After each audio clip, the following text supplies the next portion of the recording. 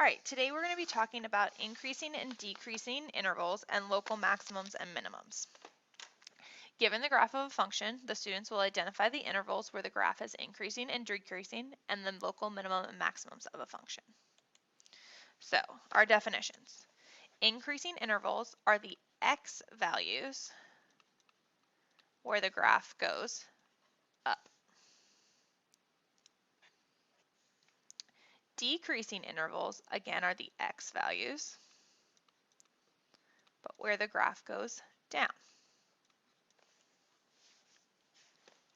Local maximums are the points where the graph changes from increasing to decreasing.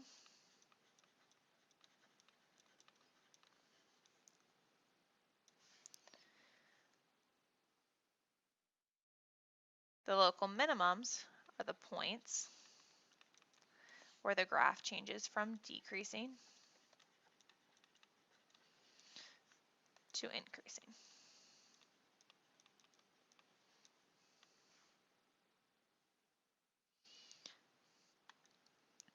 So again, I'm going to use some color coding today to help you guys see this. I'm going to do my increasing intervals in pink.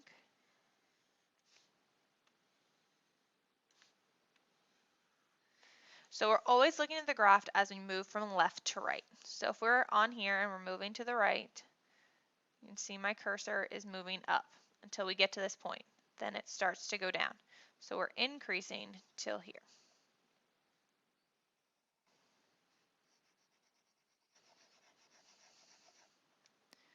So then it's decreasing, and then we get to this bottom point down here and it switches to increasing. And then we're increasing here, so I'm going to highlight that the same color as the first increasing interval. And then the rest of the time it's decreasing. The decreasing areas I'm going to highlight in blue.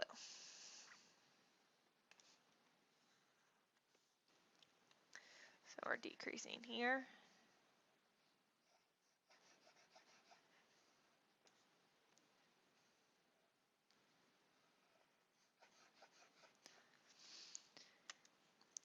Now to make things easier, I'm going to label where all the color changes are along the top. And we're only worried about the x values. So since there's an arrow on the left, that's negative infinity for my x's. It switches at -2. Switches colors again at +1, +3, and then it goes right forever, so it's positive infinity. So I'm going to look at where my increasing intervals are. We're going to start on the left. So this pink section is from negative infinity to -2. And for all of our intervals, we're going to use parentheses because at -2, it's technically not increasing or decreasing because it's a peak point, so we're just going to use a parenthesis. Then it's also increasing from 1 to 3. Whenever we have multiple intervals, we're going to put U in the middle. It stands for union. It's like a math and symbol saying it increases here and here. So my other interval is 1 to 3. Now I'm going to look at my decreasing intervals. This first blue one goes from -2 to 1. And I have another one here from 3 to infinity. Local maximums are anywhere it changes from increasing to decreasing. It's also going to be these, so it's going to be these peak points up here. And you can have more than one local maximum. So the first one is at -2, 1, 2, 3, 4. And we don't use the U and symbol with the local maximums and minimums. We just put commas in between. And then 1, 2, 3, 1, 2, 3, 4, 5.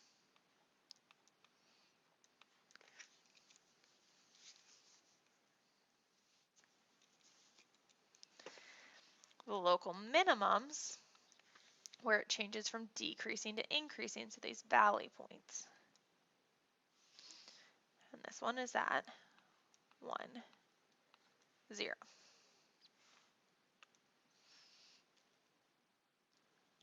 Let's try another one. Now this graph doesn't take up the whole graph paper, so I'm not going to fill in any highlighting where there's no curve. So on the right, we start increasing till we get to here. So I'm going to highlight from my endpoint to where it changes.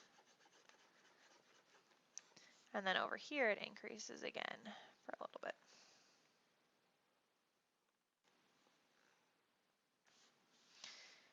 And then my decreasing interval is just the one in the middle.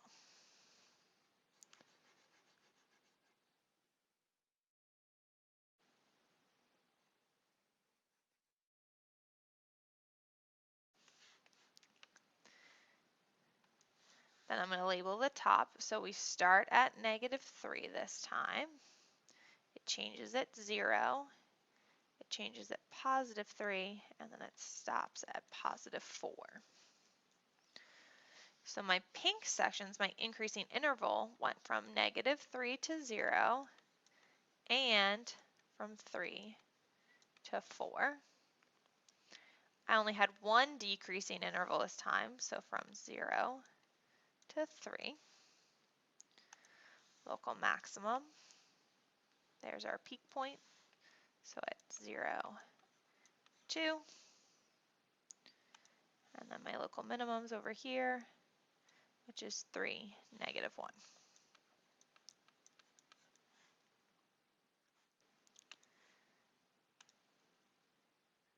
And our final example. This one starts off decreasing and doesn't start increasing till here. And it increases forever on this side because it's got the arrow.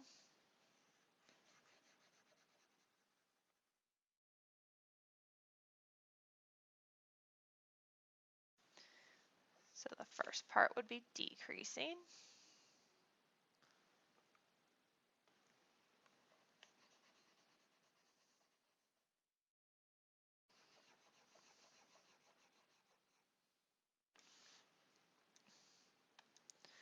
So on the left we have an arrow, so -infinity. Switches colors at 0, and then it goes to the right forever, so +infinity. So my increasing interval goes from 0 to infinity. My decreasing interval goes from -infinity to 0. My local maximum, I don't have any peak points or any places where it went from increasing to decreasing.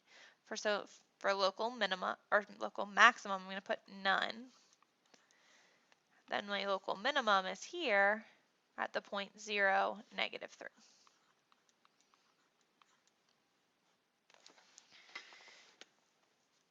That's all for today. Fill in your summary and I'll see you in class. So for this first one, we're going to draw a function that has a local maximum at -2, 5.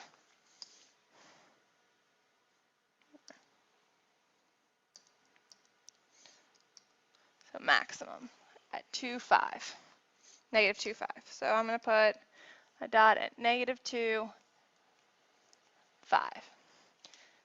And if you remember from our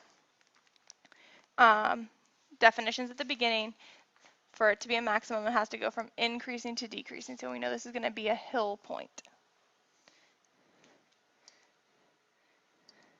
Then we're going to have local minimums at -4, 0, and 4, -4. So -4, 0, and 4, -4. Now remember, these points have to be where it switches from decreasing to increasing. These can't be end points. Teachers, this is just a reminder, it's 11:30 and we will be locking up at noon. So just a quick reminder that you need to start bringing your work to a close for today. The building will be open again tomorrow from 8 to 12. So it's 11:30, you got about 30 minutes. Thank you. Sorry for that interruption for announcements. So the minimums have to be where it changes from decreasing to increasing, and the maximum has to be where it switches from increasing to decreasing. None of these can be endpoints, so I'm going to start over here. We're going to curve up to make that a minimum, curve up here to make it a maximum, curve down here for another minimum, and then curve on to the ends. You can either put arrows on the ends of your graph or endpoints that come after the local minimums. All right, last one. We are going to be increasing, that was our pink sections before, increasing from negative infinity to 1. So we're going to stop at 1, and in this whole pink section of our graph, and we know we need an arrow on the left because it's infinity, negative infinity, we know that whole section of our graph, the graph has to be going up.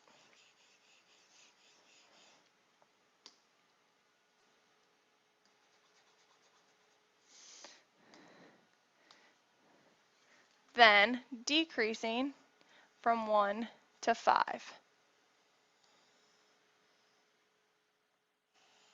So this whole section, it has to be decreasing.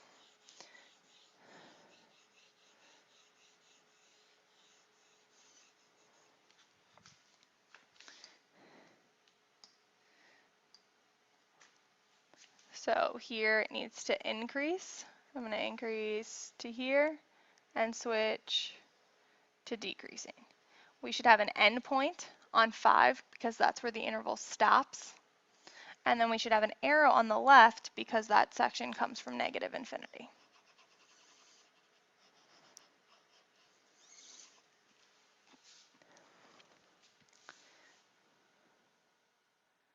Don't forget to fill in your summary at your end of your notes, and I'll see you in class.